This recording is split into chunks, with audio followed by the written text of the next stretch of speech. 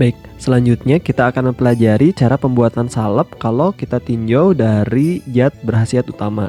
Nah, kita bagi dulu ke dalam 3 kelompok, di mana yang pertama itu adalah padatan, bentuk padatan, yang kedua adalah bentuk cairan, dan yang ketiga itu adalah bentuk ekstrak.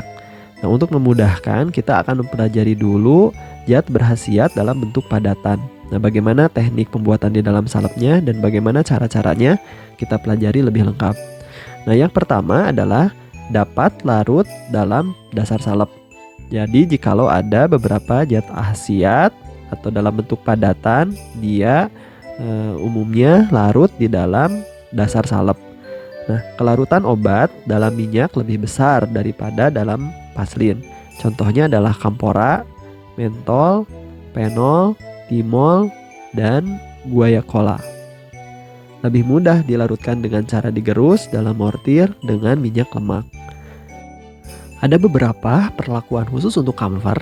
Yang pertama itu dilarutkan dalam dasar salep yang sudah di dalam pot salep tertutup bila tidak melampaui dari daya larutnya. Yang kedua, bila dalam resep terdapat minyak lemak, maka kamfer dilarutkan di dalam minyak lemak tersebut. Yang ketiga, bila kamfer terdapat bersama dengan mentol, salol, atau zat lainnya yang dapat mencair jika dicampurkan. Ini disebabkan karena penurunan titik eutetik, kamfer dicampur dengan zat-zat tersebut, kemudian barulah ditambahkan dasar salep.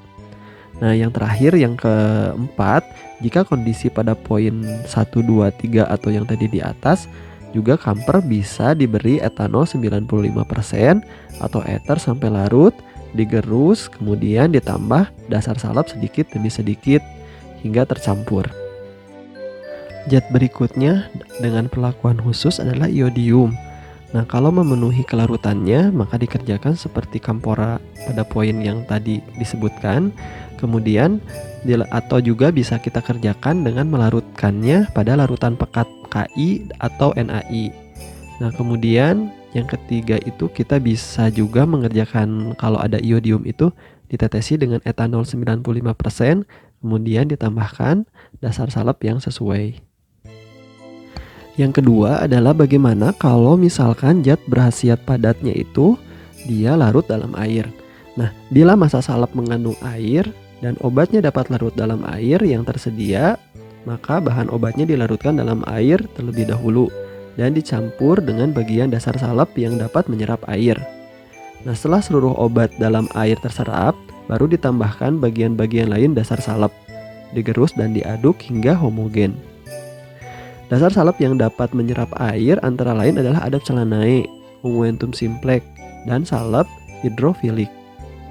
Basis salep yang mengandung air antara lain adalah lanolin, Unguentum lenis, dan Unguentum cetilicum hydroxcum. Zat padat yang larut air seperti protargol, argentum proteinatum, atau ada juga kolargol, argentum koleidal ditaburkan di atas air, didiamkan di tempat gelap selama 1/4 jam sampai larut. Jika dalam resep tertulis gliserol, protargol dilarutkan dulu dalam gliserol, baru ditambahkan sejumlah air dan tidak perlu didiamkan 1/4 jam karena dengan penambahan pelarut gliserol meningkatkan kelarutan protargol dan mudah larut. Nah, macam-macam bahan obat dalam salep yang tidak boleh dilarutkan dalam air adalah argentinitras karena larutannya dengan air meninggalkan bekas hitam. Kemudian fenol, walaupun mudah larut dalam air tetapi tidak dilarutkan dalam air karena akan menimbulkan rangsangan pada kulit. Kemudian ada pirogalol, krisarobin, jingsi sulfat, antibiotik karena akan terhidrolisis, dan raksa 2 klorid. Sedangkan zat padat yang larut air misalkan resorsin dan tanin. Nah, yang ketiga, bagaimana kalau zat berkhasiat bentuk padat itu tidak larut dalam dasar salep.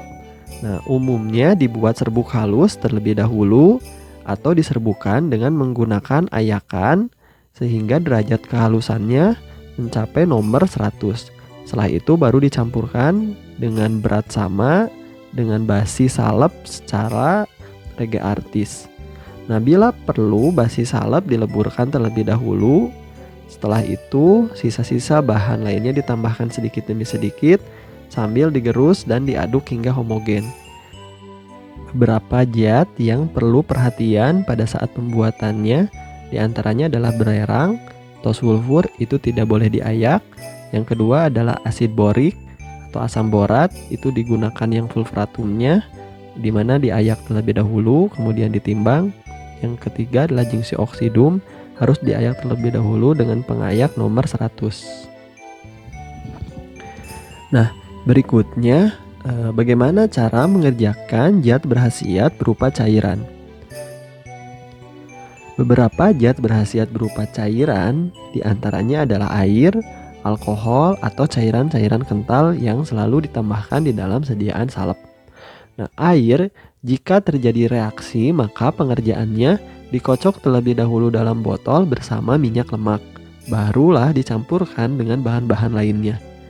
Nah, kalau misalkan airnya tidak terjadi reaksi, maka pengerjaannya bila jumlah sedikit diteteskan terakhir, sedikit demi sedikit sampai terserap oleh dasar salep. Tetapi bila jumlahnya banyak, diuapkan atau diambil zat berkhasiat saja dan airnya diganti dengan dasar salep. Yang selanjutnya adalah adanya alkohol pada zat aktifnya atau zat berkhasiatnya. Nah, bila dalam jumlah sedikit diteteskan terakhir sedikit demi sedikit sampai terserap oleh dasar salepnya. Nah, tetapi kalau misalkan jumlahnya banyak, kalau dia tahan panas seperti tinktur ratanhi, itu dia dipanaskan di dalam tengah air sampai sepertiganya. Kemudian yang berat yang hilang diganti dengan dasar salep. Nah, yang selanjutnya kalau misalkan adanya alkohol ini zat aktifnya tidak tahan panas, maka diketahui perbandingan, maka diambil bagian-bagiannya saja. Contoh adalah tinktur iodid. Tidak diketahui perbandingannya, diteteskan terakhir sedikit demi sedikit. Sedangkan kalau cairan kental umumnya dimasukkan sedikit demi sedikit. Contohnya adalah gliserin. Kemudian ada oleum kadin, kemudian ada balsamum peru, ikhtiol, dan kreosot. Nah, bagaimana kalau misalkan zat aktifnya berupa ekstraktum atau ekstrak? Nah, ada 3 jenis ekstrak, adalah ekstrak sikum, ekstrak liquidum, dan ekstrak spisum. Untuk ekstrak sikum atau ekstrak kering, maka pada umumnya dilarutkan dalam air. Jadi cara penanganannya adalah dengan dilarutkan dalam air lalu berat air dikurangi dari dasar salep. Sedangkan kalau ekstrak liquidum itu dikerjakan seperti pada cairan dengan alkohol. Nah, yang terakhir adalah ekstrak spisum, itu diencerkan dengan air dan atau etanol.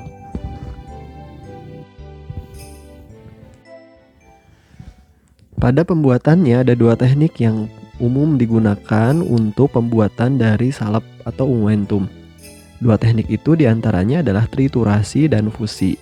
Untuk triturasi, ini teknik pada umumnya di mana zat berkhasiat ditambah saja dengan basis atau dasar salep yang sesuai. Nah, sedangkan untuk fusi itu adalah teknik penggabungan di mana kita meleburkan beberapa dari basis yang berbeda konsistensinya. Misal ada paslin album, ada sera alba, ada spermaceti. Nah, sehingga kita gabungkan. Nah, pada saat meleleh kita masukkan ke dalam mortir panas. Setelah diaduk, kemudian dia akan menjadi massa yang kental kembali. Nah, beberapa contoh salep yang dibuat dengan cara peleburan diantaranya adalah unguentum simplex dan unguentum eucoris aceli. Fungsi salep diantaranya adalah sebagai pembawa substansi obat untuk pengobatan kulit. Yang kedua adalah pelumas pada kulit.